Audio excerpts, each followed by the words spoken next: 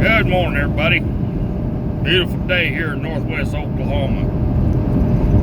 Beautiful day. You know, as I'm thinking over the weekend, we're going to sit here and have a little coffee and some conversation. As I'm thinking over the weekend and everything that's going on, and remembering all those that have fallen for our freedoms and our rights and our privileges, just how much we don't have any more of that. And it's a shame. And what I mean by that is, ladies and gentlemen, we don't have any more freedoms. We don't have any more rights. We don't have any more privileges. We don't have anything, because they're constantly being taken away every day. You know, we can look back in history, and it all started with the Act of 1871. Do you know what the Act of 1871 was? Act of 1871 is where we lost our constitutional republic and became a corporation. The United States was no longer a constitutional republic.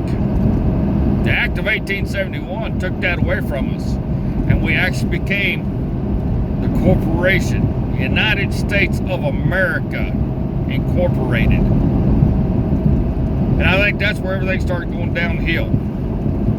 And as we look at things today, and we progress through the days, and we remember all those that have sacrificed for each and every one of us, even my family members, it makes you wonder. It makes you wonder, are we going to have to fight again in this country of ours? You know, I've always said, God bless the republic. Because in my mind's eye, we are still a republic. In my heart of hearts, we are still a republic. We can get back to being a republic.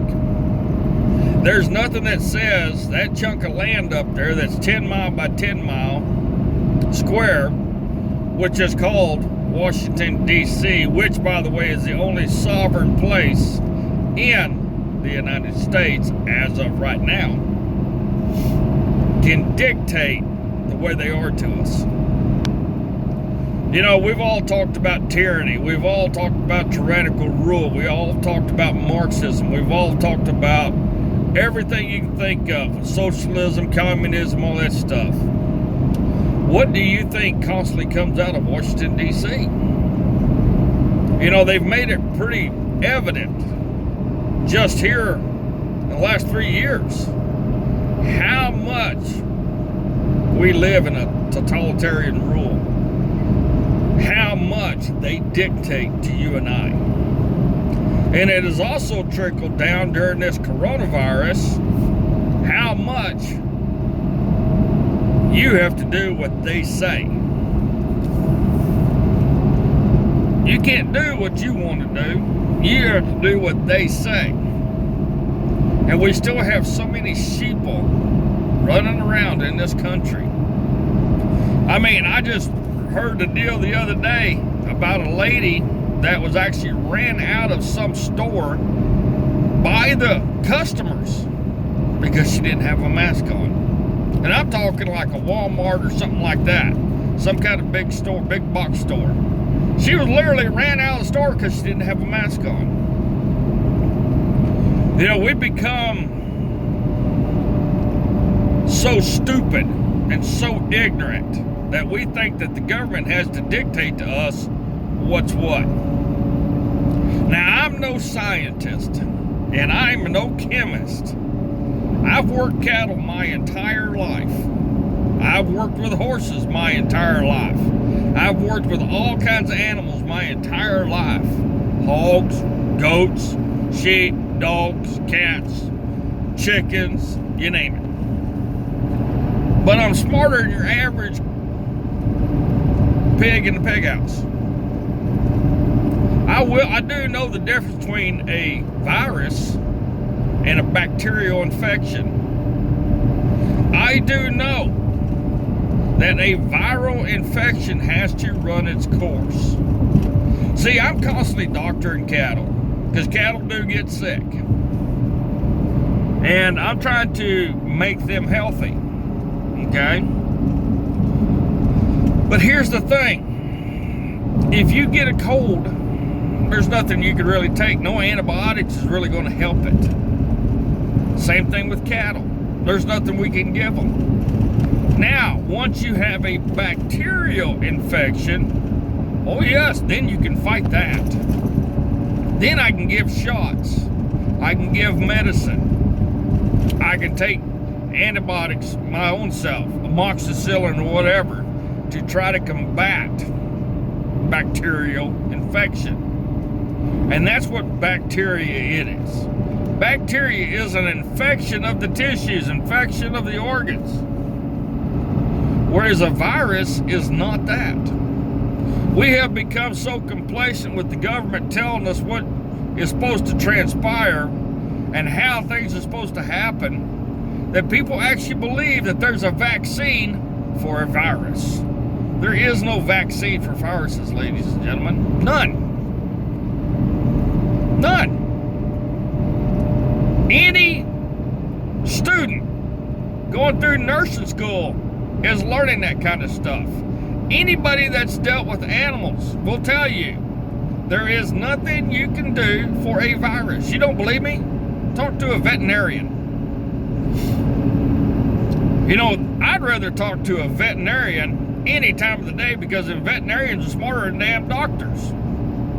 And here's the thing about it is, you don't think a veterinarian's just as smart as a doctor. Then answer me this. Why do all veterinarians have more training than a regular doctor? They're like doctors. They have to keep up on their training. They have to keep up on their learning. But why is it veterinarians actually know more about everything than doctors do? Now, here's one of the things, too. Veterinarians specialize in certain things. Now, see, I was a full-time farrier for over 40 years. And one of the things I've learned in my lifetime is this. There's a lot of things in the human body that has the exact same name in all the animals. Anterior, posterior, medial, lateral, metacarpal. We have a lot of names that's very similar. And our bone structures are very similar. Our tissue structures are very similar. Our nerve endings are very similar. And once you realize that, that's where you need to look at, in my mind's eye, talk to a vet. Talk to a veterinarian.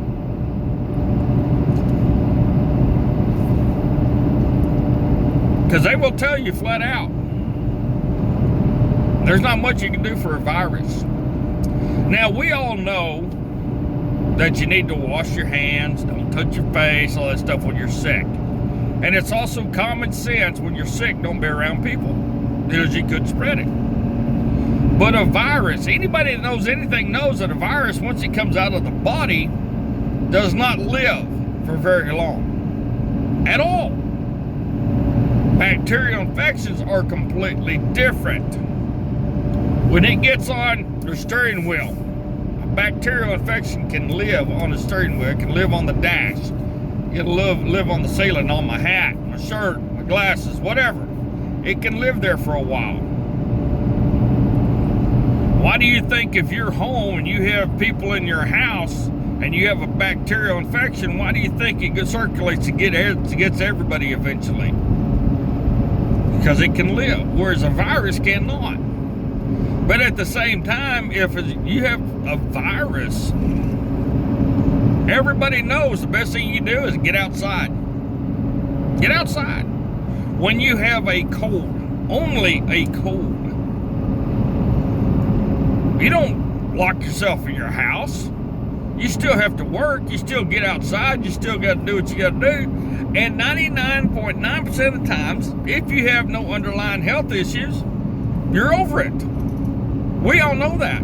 But see, the government has dictated for so long to us. Basically since 1871, they've been dictating to us what we're supposed to do with our lives, how we're supposed to do things in our lives. And the worst part about it is, we've been believing them. There's no reason to believe them. None at all. Because common sense dictates. We know what's best for us. The government does not. Now, our forefathers did not establish a government in the republic to dictate like a king to the people. But that's exactly what they're doing. You don't believe me? Look at what Maxine Waters is saying. Look at what Nancy Pelosi is saying. Look at Joe Biden. Look at Mitch McConnell. Yes, I'm going after the Republicans too. Look at how the Republicans are saying we're supposed to live. Look at how the Republicans are not even standing up for the people. They're letting the Democrats do whatever they want to do. Makes you wonder, don't it? Makes me wonder. Really makes me wonder. So as we start this beautiful day off, I was in sunshine. I'm just now going through. We got a front coming through that's leaving Oklahoma, and that's what I'm under right now. I'm glad it's leaving because we need some sunshine. As I go to work, I got a lot of stuff to do. I ask you guys this. Think. And after you get done thinking, practice the 3 L's. Look, listen, learn. Because, ladies and gentlemen, it's time that we started looking. It's time you started listening. And it's time you started learning. And you're going to be amazed at how much you see that we live in a totalitarian dictatorship in this country. I hate to say it, I really do. But one of the things we need to do is we need to come together somehow, some way as people of a constitutional republic and take our country back. We need to get the Act of 1871 repealed. And I guarantee you, your representatives don't know anything about the Act of 1871. I'm going to get to work. God bless you. God bless the Republic of America. And just remember this. If you sit on a wooden fence too long, you're going to get splinters in your butt. So get your ass up, get off the fence. I don't care which side. Put your feet down, pull those splinters out, and go forwards. And just remember, have a beautiful day.